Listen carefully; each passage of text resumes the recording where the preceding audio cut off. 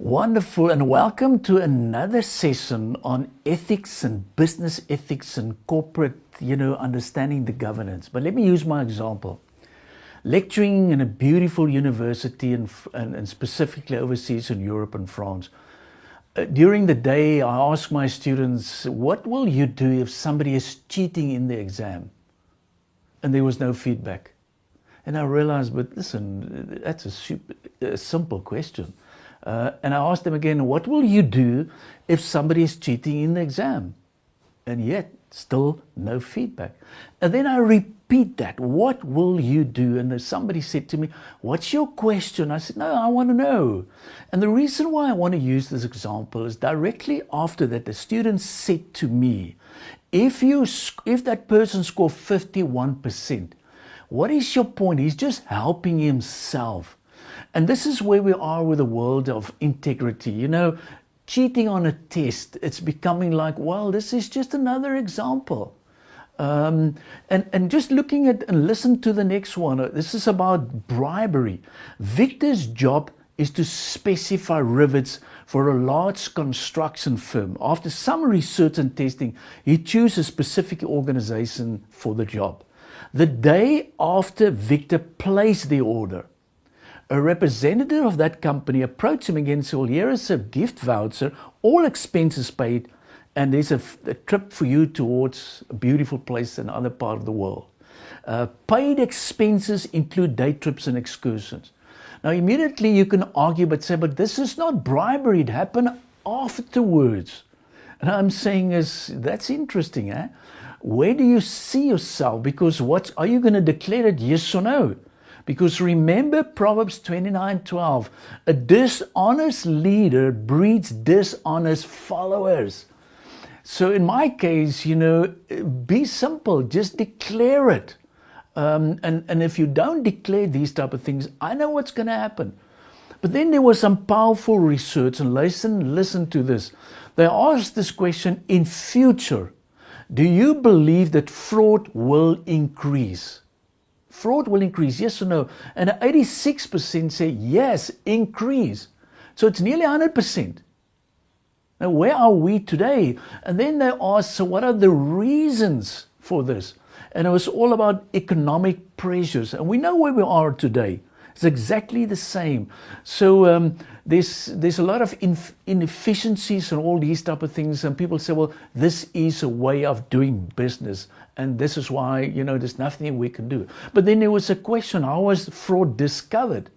Some internal controls and then some whistleblowing. But I believe we need to be very sensitive. We need to train every person to be a whistleblower. But then there was another question that they've asked. And listen to this one. What are the main reasons for not reporting it to the police? Come on, what's the main reasons? And the feedback was no confidence in ability of the police or in the justice system. So what is happening? We see stuff, we know it's wrong. Let's just carry on. This is the way we do business. And that's dangerous. And that's what we see why there's a lot of problems in big business and organizations because, they don't have a decent management team. We don't have enough truth tellers and accountability partners. And at the end of the day, we see these type of things just moving on and moving on and moving on. But let me use another typical case study. And maybe you can help me fix this one. And this is a famous case study. Listen to this, but a little bit of detailed background. But this was a case study about the girl and the sailor. And this is what happened. The ship sank in a storm. There were 5 survivors scrambled aboard 2 lifeboats. A sailor, a girl, the old man in one boat, and the girl's fiancé and his best friend in the second. So what happened? That evening, the storm continued and the 2 boats separated. The one with the sailor, the girl, and the old man washed ashore on an island and was wrecked. But the girl searched all night in vain for the other boat or any sign of her fiancé because he was on the other side. The next day, the weather cleared and still the girl could not locate her fiancé. In the distance, she saw another island. Hoping to find her fiancé, she begged the sailor to repair the boat and row it to the other island. He just begged the sailor, please, help me. The sailor agreed on the condition that she sleep with him that night. And he explained it. He said, I'm working for pay for performance. This is the way I do work. Take it or leave it.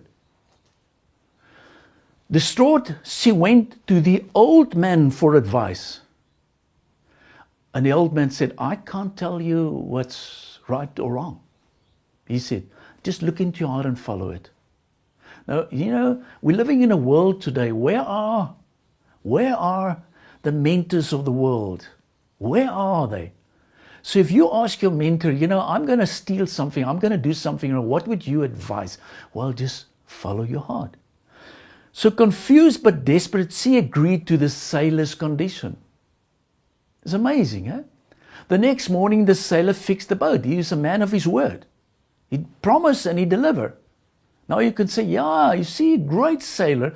He rowed to the other island. Jumping out of the boat, she ran up to the beach into the arms of her fiancé. Then she decided to tell him about the previous night. She decided, I want to be honest and open. I don't want to, this is who I am. I'm not going to. In a rage, he pushed her aside and said, get away from me. I don't want to see you again. Weeping, she started to walk slowly down the beach. Her fiancé's best friend saw her. He went to her.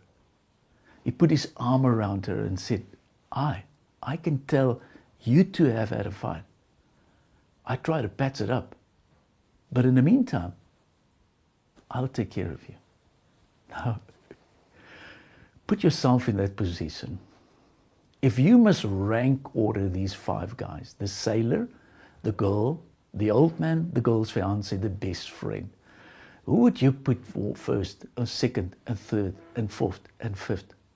I've done these exercises so many times, and I often stop it because there's often close to a fight, because you will get in a group. Yes, I'm a sailor. And that's why I think, or you get sometimes the girl, or you get sometimes the old man, or you get the fiancé or the best friend. There's something fundamentally missing in that specific team, and it was a lack of specifically ethical governance principles. Because we keep on talking, be honest and keep your promises and all these type of things. And that's why it's very important. So we're living in a world today, and that's why I want to spend some time.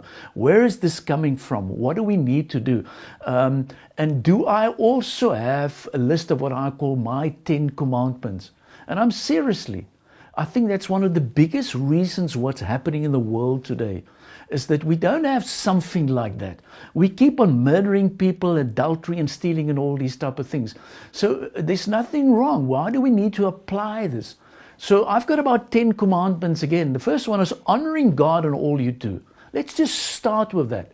That is so powerful statements, because then you're going to learn something like obedience and wisdom and compliance and respect authorities and accountability. That's number 1 for me.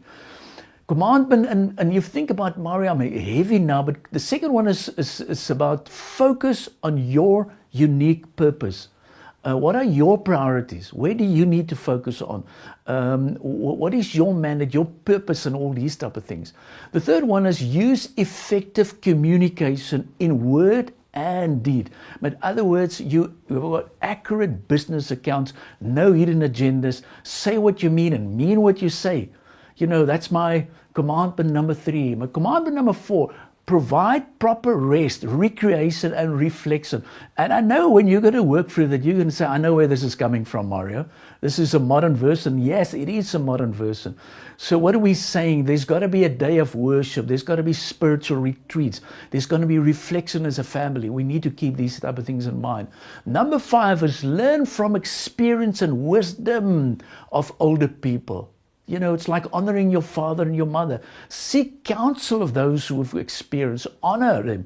And that's crucial for respecting your elders as well as your grandparents. Okay, so that's number 5. Number 6, show respect for human life, dignity, and rights. And you know where it's coming from. Treat others as you would want them to treat you. So we're talking about number 6, and be careful for verbal abuse for your spouse and your children and your anger. Commandment number 6. Number 7, maintain a stability of sexes and the family. So we're talking about be faithful, be committed, and you need to model the way forward as parents. Number 8, make correct use of resources entrusted to us. No bribes, no kickbacks. Oh, that is so important. So get the notes, work through these type of things, test yourself where you are. Number 9, base your communications on the truth and facts. No compromise, accurate reporting, things like your commitments, your promises, and your word is still your bond. And number 10, honor the right of ownership as well as property.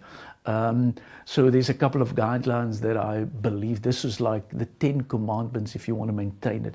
Yes, there are lots of practical principles. Look through the notes, check yourself, do your self-assessments. But I want to throw in just the last couple of thoughts in terms of what's happening in the world. And it's all about, it's worldview. Some people has got a worldview like what matters most is money from a materialistic point of view. Then you've got people say whatever feels good is right for me. Then you've got people say whatever comes first. And this is the result of where we are today. The fundamental reason for our conflict and that we've got a lack of governance and ethics is simply the reason because we don't have something in the middle. We don't know what is the truth. Is it inside? Is it what I can feel? Is it, the truth? There is specific truths that we need to keep in mind. But we need to close this session. And what I'm saying is a fundamental thing that I've noticed in South Africa. It's all about Ubuntu. Brilliant principles. It's a binding principle in South Africa. And Ubuntu is all about let's be people-centered. Let's be humble. Let's caring, polite, and tolerant and considerate. Brilliant principle. But are we applying this? And I'm saying I think there's a problem because we're living in a world that we're saying, do what you want to do because I'm going to be in government maybe 3 or 5 or 2 years and I think that what I can do is the best and I'm going to get out, so I'm not worried about the next 3 or 5 or 10 years. So Ubuntu, just quickly again, we're talking about survival, compassion, solidarity, dignity and respect. Let's keep these type of things in mind. Towards the end of my notes, where there's a specific implementation plan. Where do you start? Identify the key behaviors, let's confirmation, apply these type of things. But I want to close with a statement by saying, and this is so powerful, watch your thoughts for they become your words. Watch your words for they become your actions. Watch your actions for they become your habits. Watch your habits for they become your character. Watch your character for it becomes your destiny. So what I'm saying is it is really about time that we put character first because it matters, it works, we put it first, but then we need to say, well, this is the way forward. Let's start with this. Let's start with a campaign of putting these type of things back into its rightful place. And keep in mind, there are still, the 10 commandments is still valid in terms of the times that we're in today. Go and make a difference.